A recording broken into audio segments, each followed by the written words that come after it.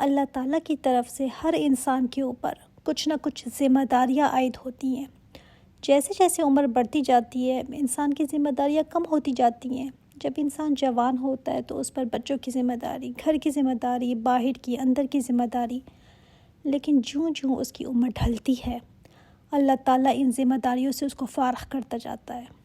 اتنی ہمت بھی نہیں رہتی، طاقت ہی نہیں ہوتی انسان میں۔ انسان کی عمر جو بڑھتی ہے نا، بچے اپنے اپنے گھروں کے ہو جاتے ہیں، آپ تھوڑا فارغ ہوتے ہیں، آپ کو وقت ملنا شروع ہو جاتا ہے۔ جو ساری زندگی آپ کو ٹائم نہیں ملا ہوتا وہ اب ملنے لگتا ہے۔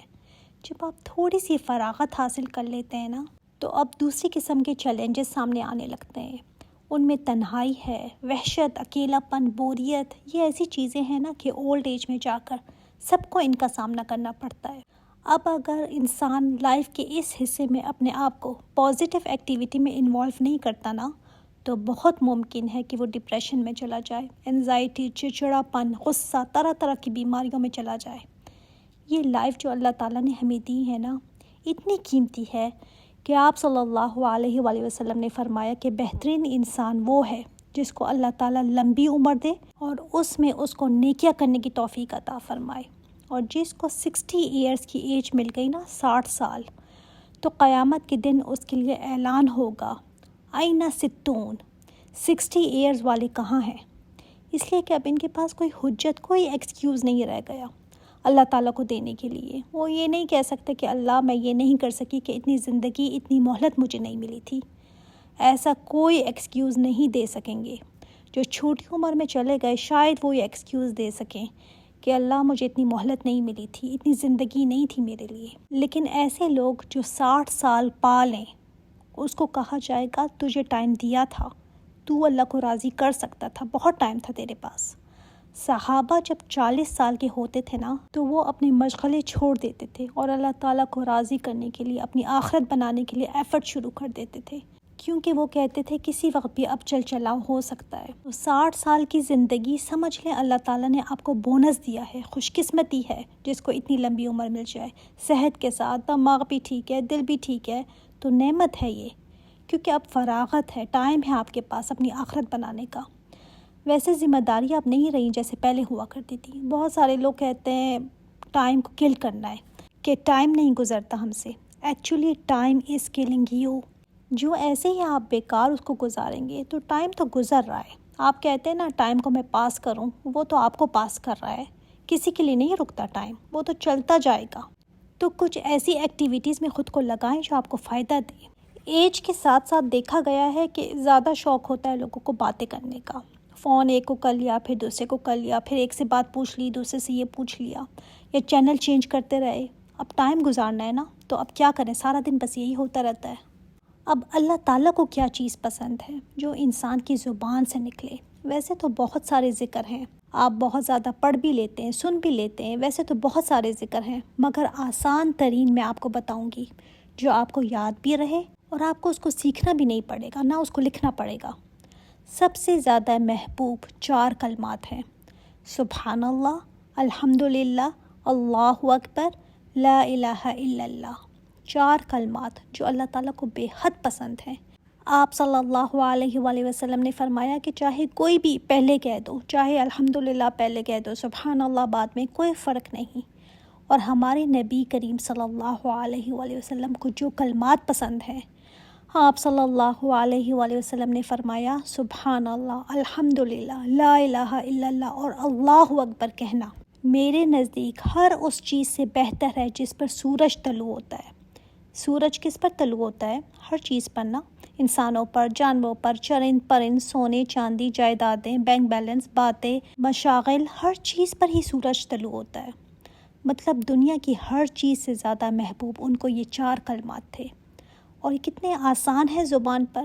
انسان 3 طرح کی باتیں کرتا ہے نا، ایک وہ جو فائدہ دیتی ہے اس کو، ایک جو نقصان دیتی ہے، اور نمبر 3 جو نہ فائدہ دیتی ہے نہ نقصان دیتی ہے۔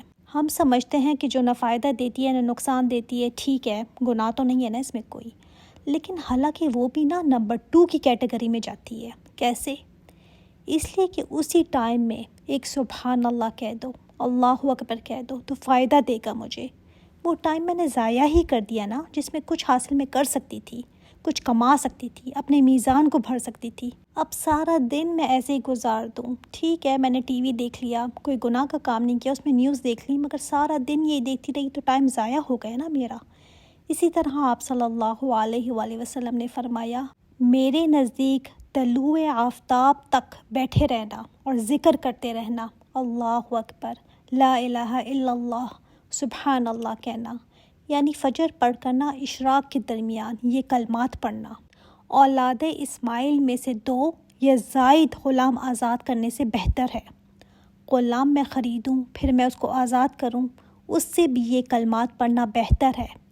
اسی طرح نماز عصر سے لے کر مغرب تک، عصر کی نماز پڑھ کرنا، مغرب تک اللہ کے ذکر کرنا، میرے نزدیک اولاد اسماعیل میں سے 4 غلام آزاد کرنے سے بہتر ہے۔ تو زندگی کا کوئی ایسا دن آپ کو یاد ہے جس میں عصر سے مغرب تک بیٹھے ہوں اور صرف ذکر کیا ہو اللہ کا؟ اب بہت سارے کلمات ہم سنتے بھی ہیں، پڑھتے بھی ہیں کہ اس کی اتنی فضیلت ہے، مگر پڑھے کون؟ یاد ہی نہیں رہتا، عمل کون کرے؟ بھول بھی جاتے ہیں۔ تو آج یہ عہد کرنا ہے کہ ان کلمات کو مجھے پڑھنا ہے۔ کتنے آسان ہیں یہ زبان پر، اور قیامت کے دن سب سے بڑی حسرت انسان کی کیا ہوگی کہ ایک لمحہ بھی ایسا کیوں میں نے گزارا جس میں اللہ کا ذکر نہیں کیا۔ اور یہ ذکر کتنا آسان ہے، جو لوگ کہتے ہیں نا دن نہیں کٹتا، تو یہ ذکر اس کا حل ہے۔ یہ ذکر، یہ قرآن نا پھر آپ کے ساتھی بن جاتے ہیں۔ جس نے اس کو ساتھی بنا لیا نا، پھر آپ کو کبھی ڈپریشن نہیں ہوگی، کبھی آپ کو تنہائی فیل نہیں ہوگی، یا آپ کو تنہا فیل ہونے ہی نہیں دے گا۔ جب کوئی پھر مسئلہ بھی ہوگا تو یہ قرآن ہی آپ کو جواب دے گا۔ تو لوگوں کا سہارا کیوں ڈھونڈتے ہیں؟ یہ قرآن آپ کا دنیا میں بھی ساتھی ہے، قبر میں بھی ساتھی ہے، اور حشر میں بھی ساتھ ہوگا۔ یہ نہیں چھوڑے گا آپ کو، باقی سب چھوڑ جاتے ہیں، بچے بھی نا اپنے اپنے کاموں میں بزی ہو جاتے ہیں۔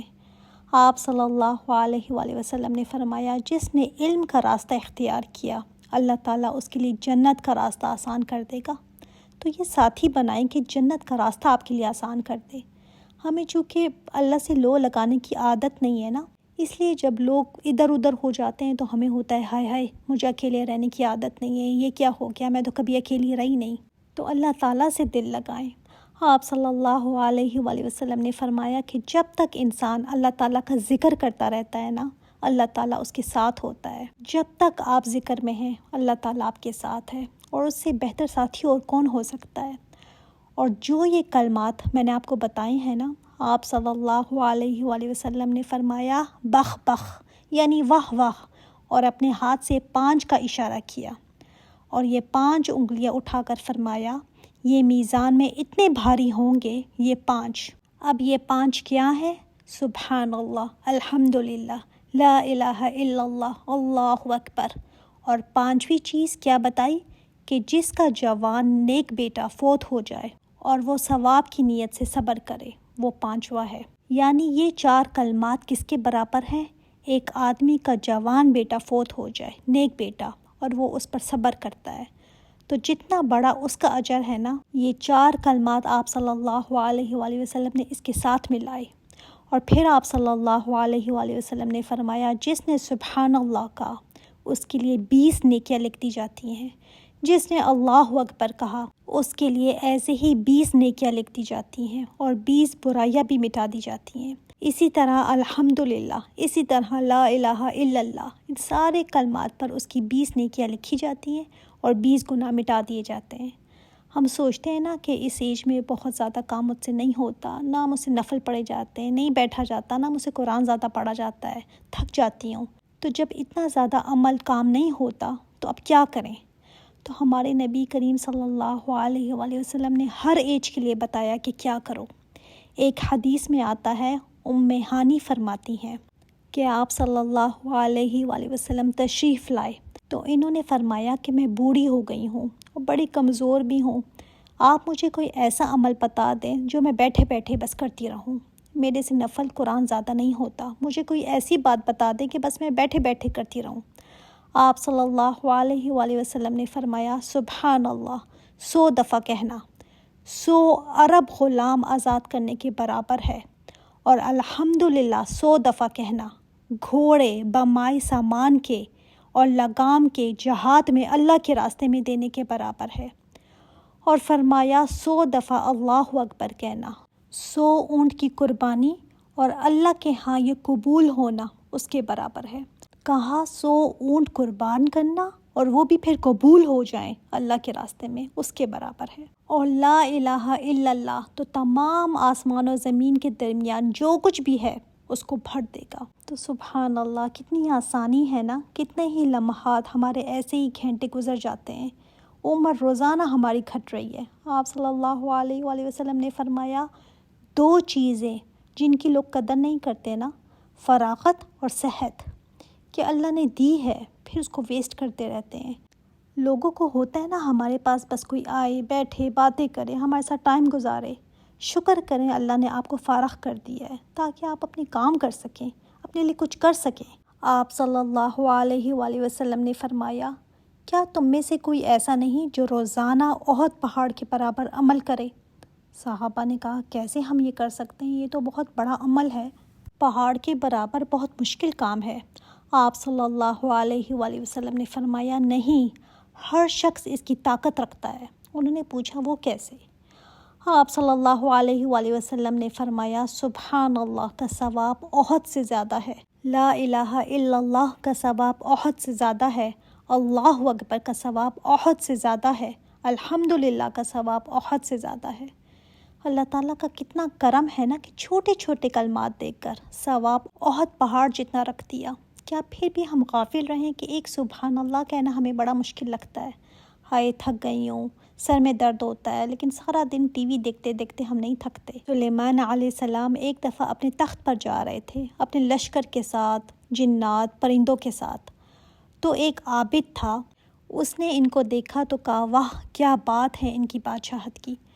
تو سلیمان علیہ السلام نے فرمایا کہ مومن کے اعمال نامے میں ایک تسبیح وہ سلیمان بن داؤد کے ملک سے زیادہ بہتر ہے، اس لیے کہ یہ تو ختم ہو جائے گا، فنا ہو جائے گا، لیکن وہ تسبیح باقی رہنے والی ہے۔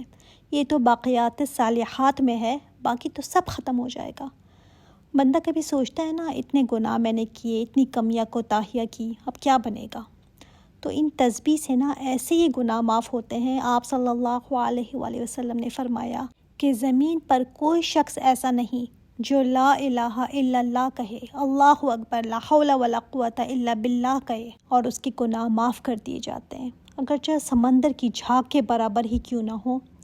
اللہ تعالیٰ نے گناہوں کی دیکھیں اس گلٹ سے بھی نکال دیا کہ تم مایوس نہ ہو، ابھی بھی اپنی بخشش کروا سکتے ہو۔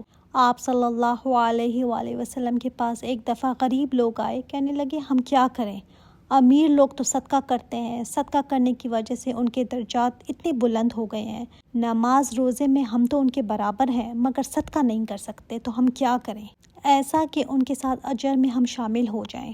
آپ صلی اللہ علیہ وآلہ وسلم نے فرمایا 33 دفعہ 33 دفعہ سبحان اللہ، 33 دفعہ الحمدللہ، 33 دفعہ اللہ اکبر کہا کرو تو تم ان کے برابر اجر پالو گے۔ اور اگر اس کے بعد ایک دفعہ لا الہ الا اللہ وحدہ لا شریک لہ لہ الملک ولہ الحمد یحیی و یمیت وہو علی کل شیء قدیر، تو سارے گناہ چاہے سمندر کی جھاگ کے برابر ہوں، اللہ تعالیٰ ان کو معاف کر دیتا ہے۔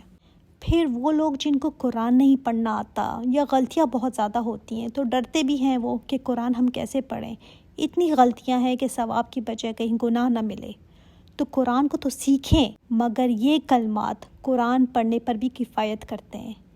ایک روایت میں آتا ہے کہ ایک آدمی نبی کریم صلی اللہ علیہ وآلہ وسلم کے پاس آیا اور کہا کہ میں قرآن کا تھوڑا سا بھی حصہ یاد نہیں کر سکتا، میں پڑھ ہی نہیں سکتا، تو مجھے کچھ ایسا سکھا دیں جو مجھے اس کی جگہ کافی ہو جائے۔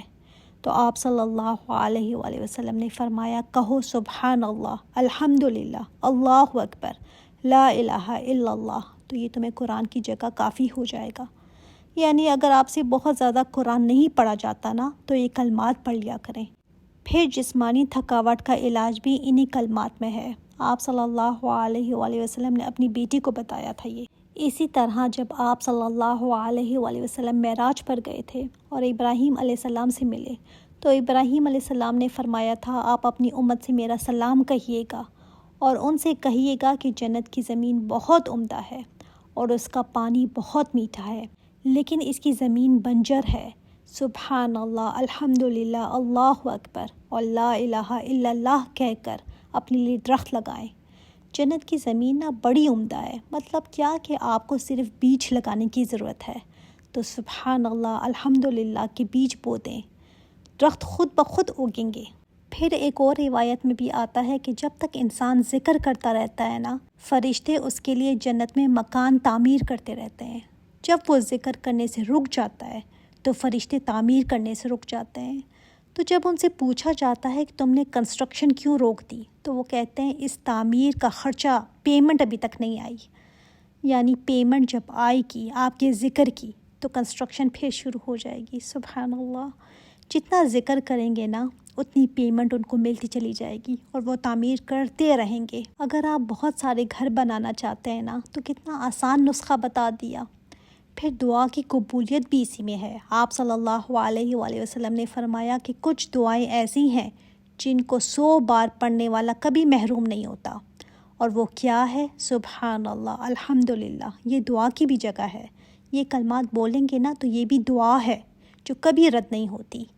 اسی طرح ہر جو نعمت ہمیں ملی ہے اس کا حق ادا کرنا ہے۔ آپ صلی اللہ علیہ وآلہ وسلم نے فرمایا کہ ہر صبح کو ہڈی اور ہر جوڑ کا صدقہ دینا ضروری ہے کہ اس کا شکر ادا کریں کہ اللہ نے آپ کو صحیح سلامت نیند سے جگایا، آپ کی ہڈیاں، آپ کے جوڑ صحیح کام کر رہے ہیں۔ تو 360 جوڑوں پر، 360 جوڑوں پر اللہ تعالیٰ نے ہر انسان کو پیدا کیا ہے نا، اس کا صدقہ انسان پر لازم ہے، تو کیسے دیں گے؟ اب 360 جوڑوں کا صدقہ ہر مارننگ دینا مشکل کام ہے نا۔ اس پر صحابہ نے پوچھا کہ یہ تو بہت مشکل ہے۔ آپ صلی اللہ علیہ وآلہ وسلم نے فرمایا ہر تسبیح صدقہ ہے، ہر تکبیر صدقہ ہے، یعنی اگر آپ سبحان اللہ کہہ دیں تو یہ بھی صدقہ ہے، الحمدللہ کہہ دیں یہ بھی صدقہ ہے، اللہ اکبر کہیں یہ بھی صدقہ ہے۔ اسی طرح کسی تکلیف دہ چیز کو راستے سے ہٹا دینا یہ بھی صدقہ ہے، اور ہر نیکی کا حکم دینا بھی صدقہ ہے، برائی سے روکنا بھی صدقہ ہے۔ یہ سب صدقات ہیں، تو اس سے کچھ بھی نہیں جاتا نا ہمارا۔ کسی کو نیکی کی بات بتا دیں، سکھا دیں کچھ۔ ہر کوئی روزانہ سیکھ بھی رہا ہوتا ہے اور سکھا بھی رہا ہوتا ہے۔ ہر کوئی نا اپنے پیچھے کوئی نہ کوئی ایفیکٹس چھوڑ رہا ہوتا ہے، آثار چھوڑ دیتا ہے۔ آپ صلی اللہ علیہ وآلہ وسلم کے پاس ایک بدو آیا، اس نے کہا آپ مجھے بہترین چیز کی تعلیم دیں، مجھے بہترین کوئی چیز سکھا دیں۔ آپ صلی اللہ علیہ وآلہ وسلم نے اس کا ہاتھ پکڑ لیا۔ آپ صلی اللہ علیہ وآلہ وسلم کا خاص انداز تھا کہ ہاتھ پکڑ کر اس کو سکھا رہے ہیں، اس سے ایک کنیکشن بھی بن گیا۔ تو ہاتھ پکڑ کر آپ صلی اللہ علیہ وآلہ وسلم نے فرمایا سبحان اللہ، الحمدللہ، اللہ اکبر، لا الہ الا اللہ کہو۔ دیکھیں سمپل ورڈز میں اس کو بتایا، نہ کوئی لمبے لمبے وظیفے بتائے کہ 1.25 لاکھ دفعہ یہ پڑھو وہ پڑھ لو، سمپل بتایا تاکہ وہ یہ کر سکے۔ تو یہ جب بدو کو آپ صلی اللہ علیہ وآلہ وسلم نے 4 کلمات سکھا دیے تو وہ چل پڑا، تھوڑی دور گیا، پھر اس نے کچھ سوچا، واپس آیا، کہنے لگا، عقل مند تھا نا، کہنے لگا یا رسول اللہ، سبحان اللہ، الحمدللہ، اللہ اکبر، لا الہ الا اللہ تو اللہ کے لیے ہے، میرے لیے اس میں کیا ہے؟ تو آپ صلی اللہ علیہ وآلہ وسلم نے فرمایا اے اعرابی، جب تم سبحان اللہ کہو گے تو اللہ تعالیٰ کہے گا تم نے سچ کہا، جب تم الحمدللہ کہو گے تو اللہ تعالیٰ کہے گا تم نے سچ کہا، تمہیں جواب ملے گا، اور جب تم کہو گے لا الہ الا اللہ تو اللہ تعالیٰ فرمائے گا تم نے سچ کہا، جب تم اللہ اکبر کہو گے تو اللہ تعالیٰ کہے گا تم نے سچ کہا، اور جب تم کہو گے اللہم اغفر لی تو اللہ تعالیٰ فرمائے گا میں نے تجھے بخش دیا۔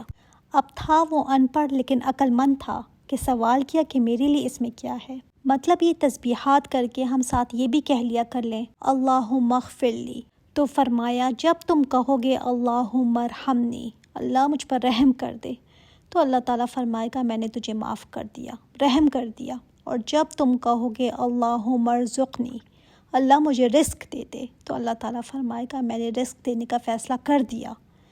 بدو نے اپنے ہاتھ پر یہ 7 کلمات گنے اور چلا گیا، اور ہمیں کتنا کچھ سکھا گیا نا، اتنے پیارے کلمات ہمیں بھی مل گئے۔ اسی طرح دکھ اور غم کے لیے بھی یہ تسبیحات کریں، اور جب یہ کلمات ہم پڑھتے ہیں نا تو یہ کلمات کہاں تک پہنچتے ہیں آپ کو پتہ ہے؟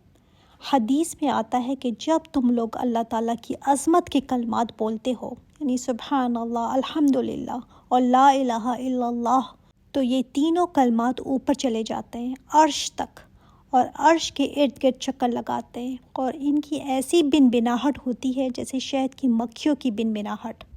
اور آپ صلی اللہ علیہ وآلہ وسلم نے فرمایا کہ یہ اپنے کہنے والے کا ذکر اللہ کے سامنے کرتے ہیں۔ سبحان اللہ! کیا ہم نہیں چاہتے کہ اللہ تعالیٰ کے دربار میں ہمارا ذکر ہو؟ کتنی بڑی بات ہے نا، کہ جہاں تک ہماری پہنچ نہیں ہے وہاں تک ہمارے نام پہنچ جائیں، یہ ذکر جا کر اللہ تعالیٰ کے پاس ہمارے نام لیں۔ کتنی اونچی اڑان ہو سکتی ہے نا انسان کی ان اذکار کے ساتھ۔ لیکن یہ سب اذکار تبھی ہو سکتے ہیں جب انسان کی زبان فارغ ہو۔ پھر دوسری بات کہ جس جگہ پر آپ نے ذکر کیا ہوگا وہ جگہ گواہی دے گی۔ لیٹے اٹھے بیٹھے جو بھی ذکر کرتا رہتا ہے نا، سوچیں اس نے اپنے لیے کتنے گواہ بنا لیے۔ اللہ تعالیٰ ہمیں بھی ایسی زندگی عطا فرمائے کہ جب ہمارے جانے کا وقت آئے نا تو فرشتے خوش ہوں کہ اللہ کی نیک بندی آ رہی ہے۔